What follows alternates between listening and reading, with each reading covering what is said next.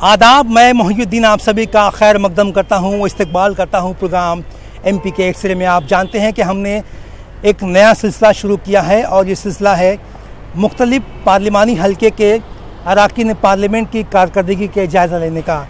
इसी सिलसिले की कड़ी को आगे बढ़ाते हुए हम मौजूद हैं जनूबी मुंबई के पार्लिमानी हलके में। यहाँ से शिवसेना के रुकन पार्लियामेंट अरविंद सावंत 2014 में 1,28,000 वोटों से जीते थे। 5 साल का अरसा हो चुका है। अरविंद सावंत लोगों की उम्मीदों पर कितना खरा उतर पाए हैं, इसका जायज़ा लेने के लिए हम मौजूद हैं। चलिए जायज़ा लेते हैं अरविंद सावंत के कामकाज का। मुल्क की मुआशी राजधानी और गुंजान तरीन शहर मुंबई, जिसे उरूसुल बलाद और ख्वाबों का शहर भी कहा जाता है, मुल्क के नक्शे पर अहमियत का हामिल शहर है। मुंबई रियासत महाराष्ट्र का सदर मुकाम भी है। ये शहर तहजीब और सकाफत का मरकज भी है। मुंबई और उसके मज़ाफ़ाती इलाके को मिलाकर शहर मुंबई में 6 लोकसभा की नशिस्तें हैं। Mumbai north, Mumbai north west, Mumbai north east, Mumbai north central, Mumbai south central और मुंबई साउथ। MP के एक्सरे में आज हम बात करेंगे जनूबी मुंबई की।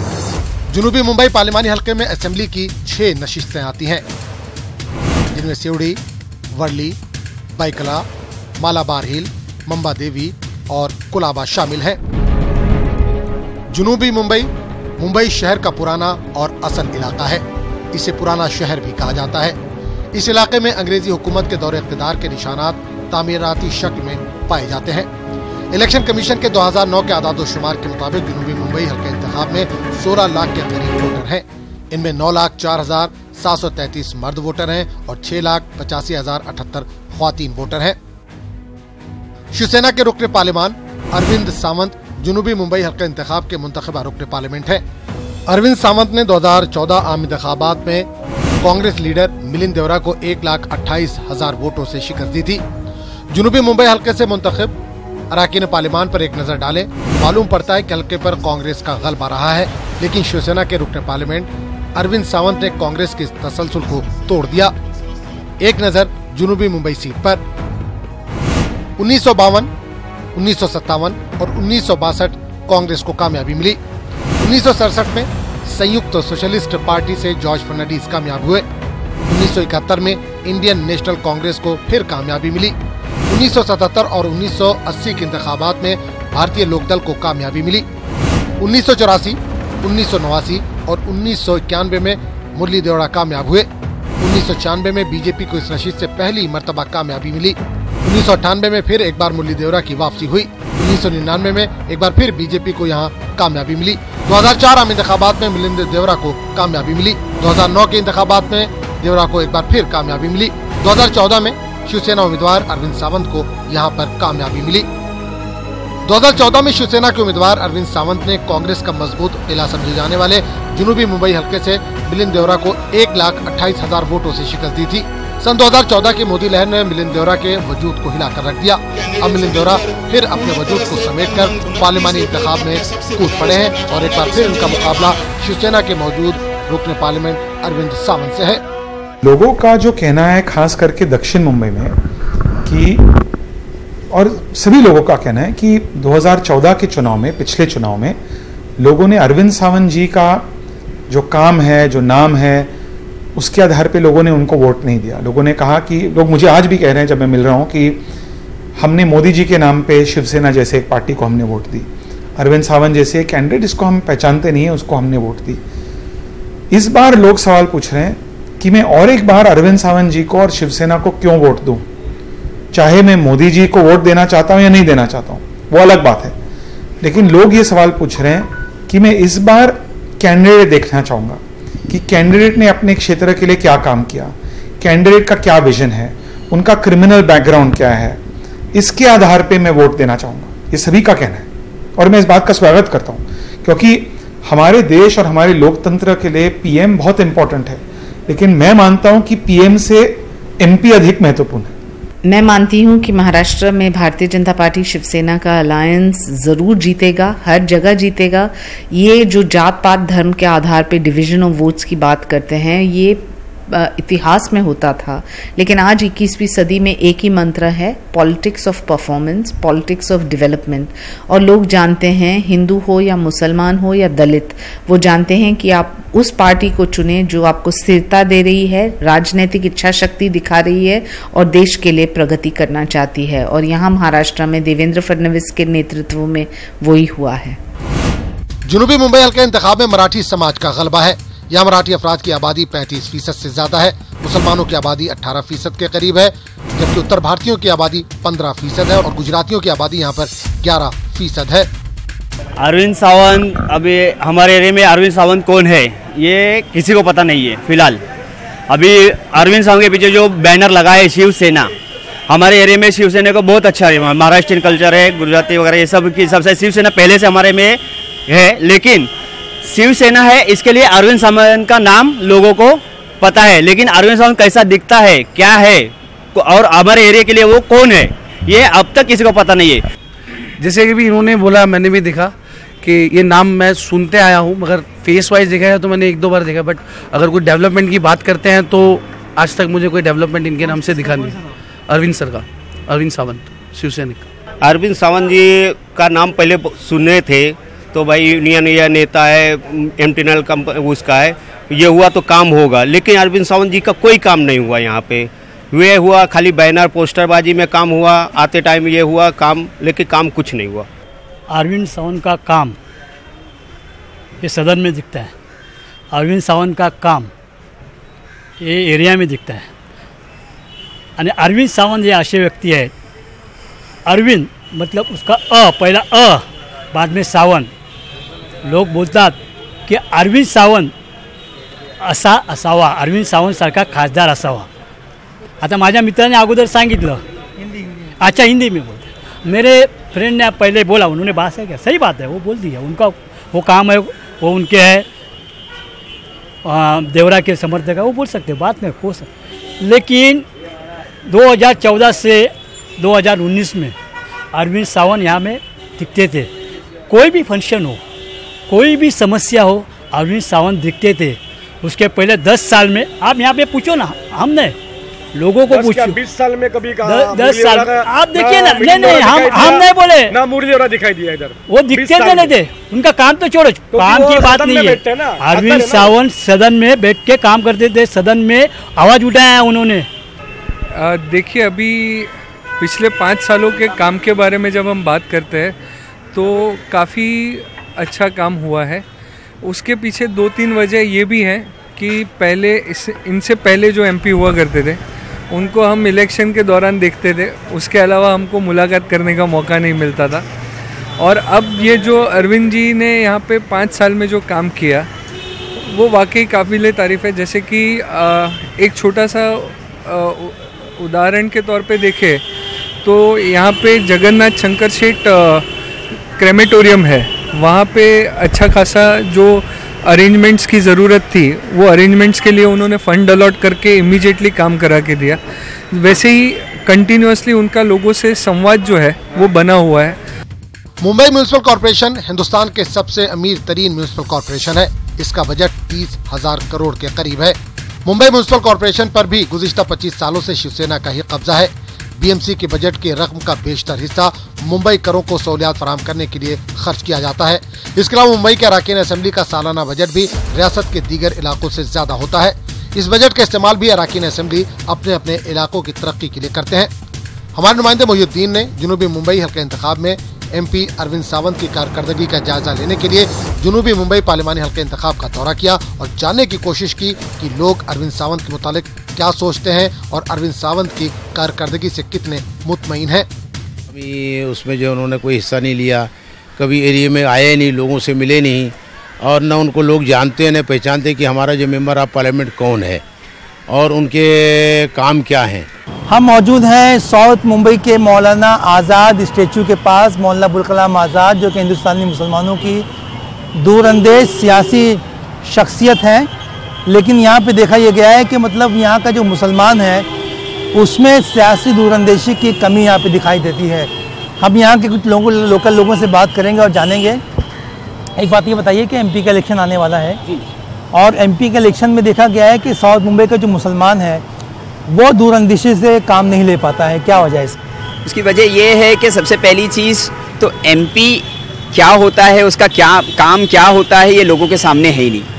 और यहाँ पे साउथ बॉम्बे ने इरिस्पेक्टिव ऑफ एनी पार्टी, मतलब अभी तो यहाँ पे करंट जो हमारे करंट एमपी है शिवसेना भाजपा के, और जो पहले भी रहे हैं, कि इन लोगों ने उनको भी नहीं देखा, उनके काम को भी नहीं देखा। तो लोगों को काम दिखेगा और कैंडिडेट और मेंबर ऑफ पार्लियामेंट दिखेगा तो ही काम हो पाएगा। एक सवाल सबसे अहम मेरा यहाँ पे ये है कि क्या आपको लगता है कि अरविंद सावंत के जो एमपी फंड से जो है वो मुस्लिम इलाके में कुछ विकास का काम हो पाया है, कुछ तरक्की का काम हो पाया है? ये जो एमपी फंड होता है, जिसको एमपी लेड भी बोलते हैं, एलईडी लेड जो बोलते हैं, ये यहाँ पे फंड हुआ नहीं हुआ वो एक अलग बात है, लेकिन यहाँ पे उनको ऐसा लगता है कि ये हमारे वोट बैंक नहीं है, तो जहाँ पे वोट बैंक नहीं है तो वहाँ पे स्पेंड क्यों करेंगे, और स्पेंड नहीं होता है तो उस हिसाब से जो है हम जो है हमारे लोकल एमपी को देख भी नहीं पाते, 5 साल गुजर जाता है। अभी इलेक्शन आ रहे हैं तो काफ़ी रैलीज में देखने मिलेगा उनको। मुंबई के अंदर एक अहम इलाका माना जाता है, जहाँ से पहले जो है यहाँ पर मुरली देवरा जी यहाँ के जो है एमपी रह चुके हैं और वो मिनिस्ट्री भी उनके पास रह चुकी है। खैर बहरहाल देखते हुए जो अभी लास्ट इलेक्शंस जो हुआ, जो अगर हम लोग एनालाइजिंग करेंगे तालुका वाइज, तो अरविंद सावंत एक मतलब लीड लेकर के जो वो जीते थे, और लोगों ने समझा था कि देखो अभी शिवसेना का जो एक एमपी हमारे इलाके के अंदर आया है, और इन्हें ही was nowhere and no one knew him who is he. लेकिन वो जब जीत करके आए तो लोगों को एक एक्सपेक्टेशन था कि ये एक ऐसा आदमी आया है तो ये कुछ हमारे इलाके के अंदर करेगा। लेकिन पूरे अभी जो इतने साल निकल गए, हम लोगों ने जहाँ तक का देखा है, जो पॉइंट ऑफ व्यू, मैं खुद भी यानी सोशल फील्ड में मैं रहता हूँ, यहाँ वहाँ जाता हूँ सब जगह। बास्केटबॉल कोर्ट था एक हमारा पीछे NNH ग्राउंड, वहाँ पर उनको खाली इनामात देते हुए मैंने उनको देखा 5 सालों के अंदर। कितना स्टार देंगे आप उनको काम की बात करें तो? देखिए, अगर आप इलाके वाइज बोले तो इस पर्टिकुलर एरिया जो मुस्लिम रहायशी इलाका है, मैं तो माइनस में दूंगा। ना कभी आए, ना कभी कोई फंड लगाया, ना किसी पॉलिसी पे बात की, ना किसी इशू को कोई हल किया उन्होंने। मतलब अरविंद सावंत जी अगर दिखाई देते हैं तो किसी बड़े आदमी की शादी में, उसके अलावा मैंने मेरे 2 साल के तजुर्बे में कभी नहीं देखा। कभी मैं लोकल काउंसिलर हूँ, मुझे कभी संपर्क नहीं किया उन्होंने। हाँ, हमारे उद्घाटन में आ जाते हैं, BMC का क्रेडिट लेने आ जाते हैं, पर मैंने कभी नहीं देखा कि किसी भी मसले पे उन्होंने हमारा साथ दिया हो। लोगों ने शिकायत की कि अरविंद सावंत इलाके में बहुत कम नजर आते हैं। कुछ लोगों का तो यहाँ तक कहना था कि इन्होंने अरविंद सावंत को कभी देखा ही नहीं। इस दरमियान शिवसेना के मुंबई और मुंबईकर की सियासत पर सवाल उठना तो वाजिबी है कि एमपी इलाके से गायब क्यों है। अरविंद सावंत से जब हमने इलाके से गायब होने की वजह जाननी चाहिए तो उन्होंने कहा कि रुकने पार्लियामेंट का काम पार्लियामेंट में ज्यादा है बनिस्बत इलाके के। पहली बात है कि ये लोकसभा के चुनाव में, और लोकसभा के चुनाव में देश के हित के निर्णय ज्यादा महत्वपूर्ण होते हैं, और ये सिर्फ अपनी चुनाव क्षेत्र से निर्धारित नहीं रहता। चुनाव क्षेत्र भी है ही, उसके बावजूद देश, राज्य, उनके विषय को लेकर जाते हैं हम। और पिछले 5 सालों में मैंने जो कुछ पार्लियामेंट में काम किया है, वो आप अगर देखेंगे तो पता चलेगा कि इसके पहले 40 बरस में इतना काम किसी ने नहीं किया, इतने विषय किसी ने नहीं उठाए, या उसके आवाज किसी ने नहीं उठाई है। दिल्ली में उतनी आवाज में नहीं उठाई। अब रही बात अभी मुद्दे जो है, सद्भाग्यवश हमारा गठबंधन है, और अब जानते हो कि जितने भी निर्णय हुए, बहुत सारे लोगों में होता क्या है कि जब मतभिन्नता होती है उसका प्रचार ज्यादा होता है, और मतैक्य होता है तो उसका प्रचार नहीं होता। अब देखो, जितने भी कानून इस सरकार ने लाए, उस हर कानून में शिवसेना ने समर्थन किया। सिर्फ 1 या 2 कानून है जहां हमने सुधार चाहे, वो GST था, या पहला था भूमि अधिग्रहण कानून। तलाक से लेकर हर किसी एट्रोसिटी में, हर बिल में हमने समर्थन किया हुआ है। तो ये तो देश की एकता, अखंडता, प्रगति के पथ पर चलने वाली सरकार को हमने अच्छी तरह से उसको बरकरार रखने के लिए पूरी कोशिश की है। जुनूबी मुंबई का पार्लिमानी हल्का इंतखाब अहम हल्का इंतखाब माना जाता है। ये हल्का इंतखाब जो है वो मुस्लिम, गुजराती, मराठी और दलित आवाम से भरा हुआ है। यह हल्का इंतखाब किसी ज़माने में देवरा फैमिली का गढ़ माना जाता था, लेकिन अरविंद सावंत जो कि शिवसेना बीजेपी के मुश्तरका उम्मीदवार थे, उन्होंने मिलिंद देवरा को 1,28,000 वोटों से शिकस्त दी थी। अब ये दोनों ही उम्मीदवार एक दूसरे के सामने हैं। मिलिंद देवरा कांग्रेस से और अरविंद सावंत मुंबई की साउथ मुंबई कॉन्स्टिट्यूएंसी में, यहाँ से मेंबर ऑफ पार्लियामेंट है अरविंद सावंत, जो कि शिवसेना के मेंबर ऑफ पार्लियामेंट है, शिवसेना पार्टी से वाबस्ता हैं। हम इनकी कारकर्दगी का जायजा ले रहे हैं। चलिए जायजा लेते हैं अरविंद सावंत की कारकर्दगी का। मुंबई में मरकजी हुकूमत की जानिब से कई काम हो रहे हैं। मुंबई शहर में मेट्रो का जाल बिछाया जा रहा है। मुख्तलिफ इलाके को मेट्रो और मोनो रेल से जोड़ा जा रहा है। इसके अलावा समंदर से रास्तों से भी शहर के मुख्तलिफ इलाकों को जोड़ने की कोशिश हो रही है। मरकजी और रियासती हुकूमत के इस काम का बेनिफिट और क्रेडिट अरविंद सावंत उठाने की कोशिश कर रहे हैं। जनूबी मुंबई में पुरानी इमारतों का तहफ़्फ़ुज़ एक अहम मसला है। पुरानी इमारतों के हादसात ने कई अफराद की जान ली है। पुरानी इमारतों की तजदीदकारी और असर-ए-नौ तामीर नहायत ही अहम मसला यहाँ पर है, जिससे जनूबी मुंबई का बेशतर हिस्सा मुतासिर है। हर सुख में और दुख में मैं शरीक हूँ। कल भी हादसा हुआ, उधर खड़ा था कि नहीं अरविंद साहब? तो ये समझदारी जो नीचे लोगों में आई नहीं है अभी भी, वो आपको, आप जैसे माध्यमों का कभी कर्तव्य बनता है कि बताना पड़ेगा। वो लोकसभा का चुनाव है, वो कॉर्पोरेटर नहीं है कि अब सोचो 40 वार्ड है मेरे पास, 35 से 40 वार्ड होंगे, 16 लाख मतदाता है। आप 16 लाख मतदाता तक पहुंच पाएंगे? प्रचार के समय भी हम मेन रोड से जाते हैं, घर घर नहीं जाते ना। जनूबी मुंबई के लोगों को कई मसाइल का सामना है। बारिश के मौसम में नशेबी इलाकों में पानी जमा होने का सबसे बड़ा मसला है। चाल और इमारतों में पानी की सप्लाई भी एक अहम मसला है। जनूबी मुंबई के सड़कों पर ट्रैफिक बहुत ज्यादा है। माहौलियाती आलूदगी का असर शहरियों की सेहत पर भी पड़ रहा है।